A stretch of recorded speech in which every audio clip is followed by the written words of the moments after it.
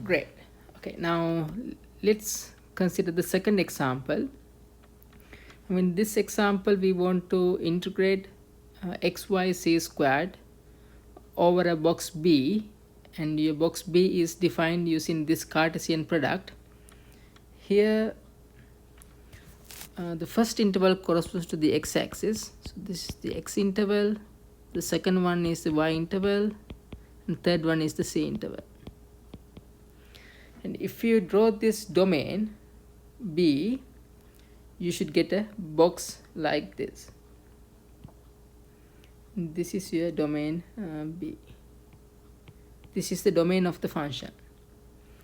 Okay, so now we know that triple integral of xyc squared dv over the box B equals to triple integral of xyc squared, and now dv equals to dc dy dx. I'm going to consider this order. You can consider any order. Now the limits of the inner integral should correspond to the c variable, and c goes from 0 to 3, y goes from 1 to 2. Those are the limits of the inner middle integral, and limits of the outer integral corresponds to x variable, and x goes from 0 to 1.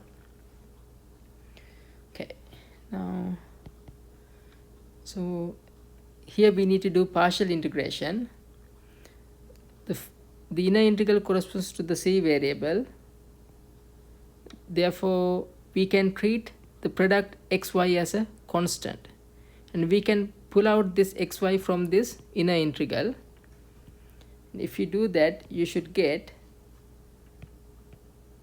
integral from 0 to 1, integral from 1 to 2, xy times the integral of c squared dc.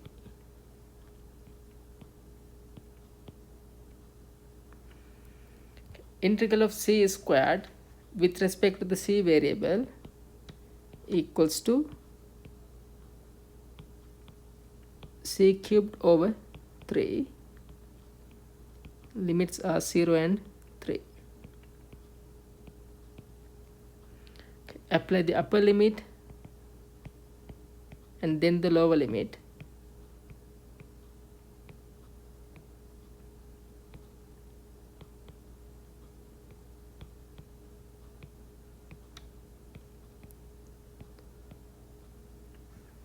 And if you simplify this, you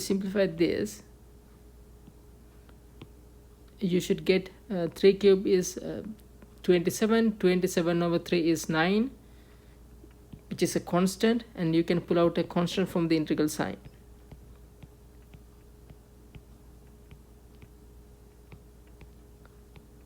And if you do that, you will get 9 times the double integral of xy dy dx. Now this integral corresponds to the y variable, so we can treat x as a constant, and if you integrate this, you should get x is a constant, but if you integrate y, you should get y squared over 2. Lower limit is 1, upper limit is 2 dx. Okay, apply the upper limit and then the lower limit. 2 squared over 2 minus 1 squared over 2 dx. 2 squared is 4, 4 minus 1 is 3, 3 over 2 is a constant, so you have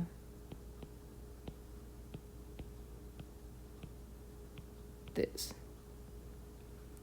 If you pull out 3 over 2, you will get 9 times 3 over 2, which is 27 over 2 times the integral of x dx from 0 to 1. Now let's integrate x. if you integrate x, you should get x squared over 2. Then apply the limits.